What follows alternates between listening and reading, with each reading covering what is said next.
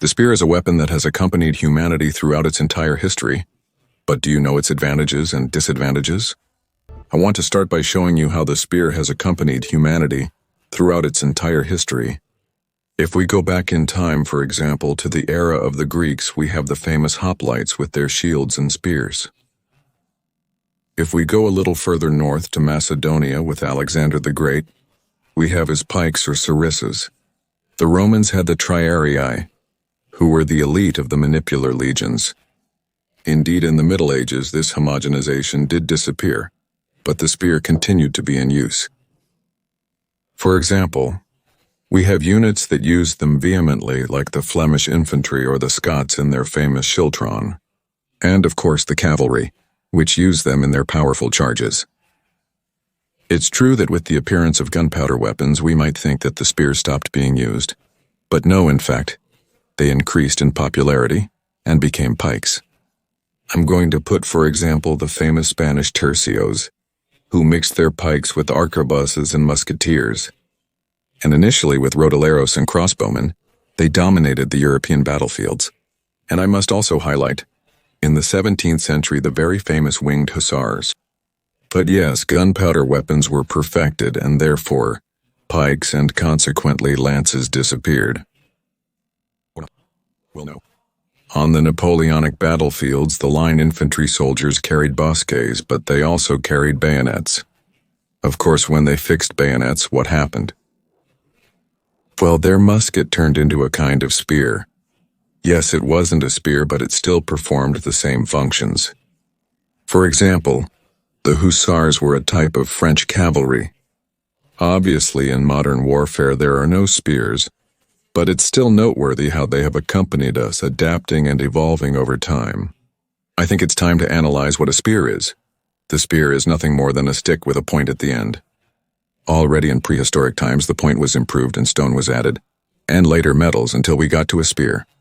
Well, like this one, it's a homemade spear and I made it myself.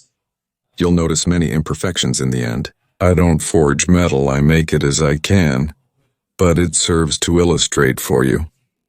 Considering how simple it is, we can deduce that its manufacturing process is also simple. At least compared to other types of weapons like the Morning Star, an axe, or a sword. And of course, if the manufacturing process is simple, the weapon will be cheap. Again, speaking in relative terms. Therefore, this could allow us to arm a medieval army at a relatively low cost. If we think about the medieval levies, the same applies. A peasant will find it much easier to arm himself with a spear, which, as we have mentioned, is cheap and simple to make, much more than buying a sword. Anyway,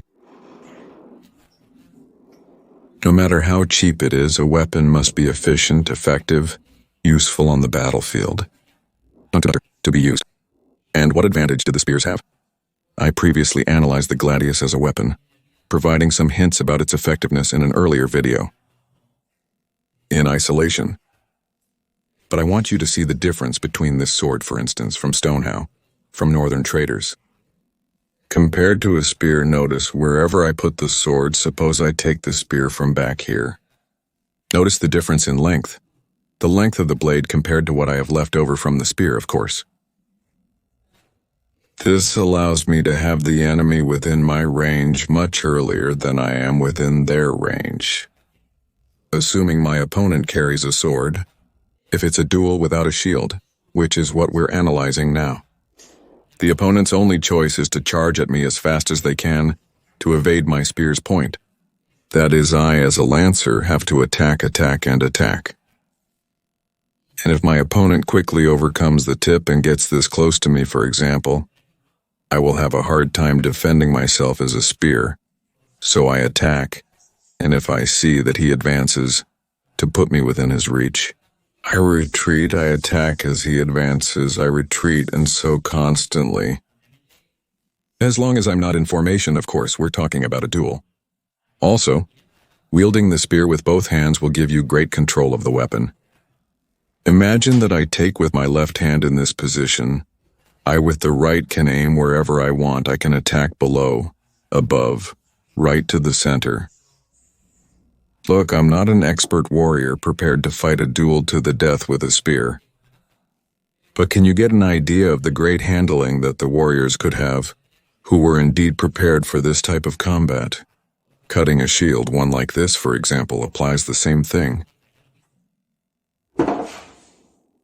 We have the opponent within our reach, but we are out of their reach. And if he approaches, we retreat. We can stop a thrust with the shield, but always retreating. Because if he gets inside of, let's say, hits our shield, we will be at a disadvantage against his sword. Let's consider this on a large scale. The pikemen of the Spanish tercios did not carry a shield. A large armed mass of people, all with forward-pointing pikes, did this. I haven't mentioned it, but well, a pike is like a spear. Longer, much longer. So everyone pointing forward. If someone surpasses the pike that is in the front line, it doesn't matter, because behind there are more soldiers with their pikes pointing forward. Therefore, if the enemy dodges a pike, another will skewer him. The only option would be if the enemy does not carry pikes and is fighting with a short weapon. What they would have to do is launch themselves en masse against us so that they saturate, let's say, our defense. Let's say we can't eliminate as many enemies as necessary, and they get to hand, let's say, in close combat. Now the soldier of the tercio would throw the pike, unsheath his secondary weapon, and he could already duel. It is true that certain types of weapons are very good at breaking pikes. That is, if the soldier is here, then the opponent with his weapon can break the pike. However, it is a laborious task. If we add the shield to the equation while maintaining the pike, what we have is a Macedonian phalanx of pikes, impenetrable from the front. I'm not going to get into issues of maneuverability, or whether a court or a manipule can overcome the phalanx or not. Well, what we are analyzing here is the pike or the spear. In an isolated way, let's say, if we reduce the pike to the length of a spear. Again, we have a wall of Greek-style hoplites. But there is another advantage, and that is when we have to face a cavalry charge. If we carry a sword and we are facing a charge from a rider, for example, what can we do against him? Nothing. We need a long weapon, and this is where the spear comes into play. In order to reach the rider or the horse, we need our weapon to be long. If it's light cavalry, then we can prepare ourselves and take out the rider or the horse. Aim at them, that is, if the horse doesn't turn around before the charge, but what if it's heavy cavalry? Well, the charge is going to be devastating, just because of the inertia they carry. Think of a cataphract or a medieval knight, galloping in a tight formation, covered in steel from head to toe, charging towards you.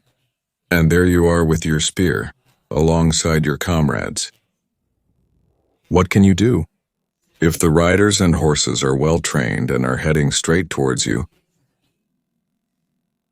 what can you do besides entrust yourself to your God? Let's suppose you manage to take down the horse, okay? You find a gap in the armor. You see it from afar, prepare the spear and kill the horse or the rider. You see it coming?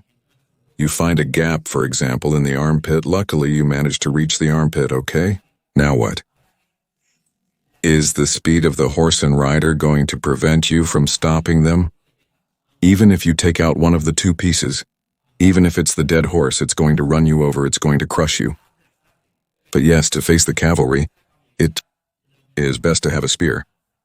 Only if we stick to weapons, if we don't consider either the terrain or possible defenses we can make. And in fact, seen from the other side, for the rider, the best weapon is also the cavalry. Well, the knights had to carry on one side the spear, which would be their main or shock weapon, and then they should carry a secondary weapon. Now I'll explain why. A heavy knight, when he's charging, imagine there was a horse, okay? When he's charging, he prepares his spear, his heavy spear, his long spear, and ascends it and points it forward. For what? To concentrate all the force of the charge at the tip of the spear. This, if we delve a little into physics, what we are doing is maintaining the force we carry, greatly reducing the surface where it will be applied, especially at the tip. We have a brutal pressure that is going to penetrate everything it finds in its path. Now let's get into a disadvantage of the spear. Now if you think that I'm on a horse, I'm galloping, and I skewer my enemy with the spear, of course I keep moving with the horse, while the spear stays in place. Or is it going to follow the soldier's body? Imagine that the soldier is going to fall, and the spear is going to stay like that, or even doesn't have time to fall. Anything can happen. The point is that the spear is going to stay like this while I keep moving. Therefore, it's going to be very difficult for me to extract the spear from the corpse without falling off the horse trying to pull it out. Think about the speed at which they'll be galloping, stabbing it. And when you realize you've hit someone pulling out the spear without hitting anything, to be able to keep galloping and reuse it, it's going to be very complicated. That's why what they did was to stab the spear and leave it. If we see that at first glance or with an easy movement we can't recover it, we stab, let it go, and then we unsheath our sword. We take it out.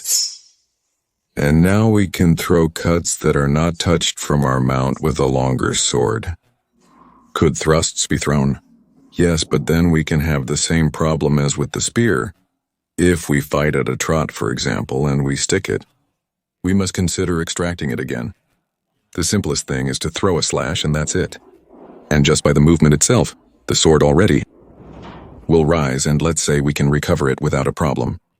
When we are fighting with shield and spear, and we are in formation in the style of the duplitas, we are fighting against enemies who do not carry a spear. Do we run the risk that being like this, they surpass the tip and crash against our shield? I ask you, if they carry swords, do they have advantages over us? Think about it, and let me know in the comments if they have advantages, and if so, tell me if there are conditions for that advantage. Pause the video, I insist, and let me know in the comments the conclusions you have drawn. Thus you will have your own conclusions and reflection, and we can compare them and thus enrich the context we are talking about a little more. I hope you have paused and reflected, and if you have not done so as punishment, subscribe, and if you have, subscribe as well. In the end, the enemy will have the advantage. If they don't use long swords, if they use short swords, they will be in their element. I also mentioned this when I analyzed the topic of whether the gladius will be good or not as an isolated weapon. But spears, as I've said more than once, are very versatile. If we go to medieval texts or engravings, we will see that there is something that repeats. And it's the soldiers fighting with the spears like this. Do you see me? Fighting with the spear over the shield. This overcomes the defense of the opposing shield. And to fight at shorter distances like the one just mentioned. Anyway, if you would be interested in knowing how to fight with the spear or ways to fight with the spear, let me know in the comments if you want to see it. We can see it, as it's quite interesting. As a final disadvantage, I'm going to tell you that the spear, when we are marching, always occupies one hand. There's no way to store it. For example, there were pikes that could be split in half, folded in half, and carried more comfortably. But the spear in the end, as it is something so simple, has to be always carried in the hand. This isn't a major problem if we face an attack, but it can be somewhat inconvenient. In contrast, you sheath a sword in a scabbard and carry it on your waist. And you have both hands free, assuming you don't carry the shield on your arm, but carry it somewhere else. If you want to contribute more advantages or disadvantages of spears, you can leave them in the comments. And if I see that we have enough opinions and enough material, I can try to make a video commenting on all your contributions and nothing else. Here ends today's video. I hope you liked it. Greetings and strength and honor.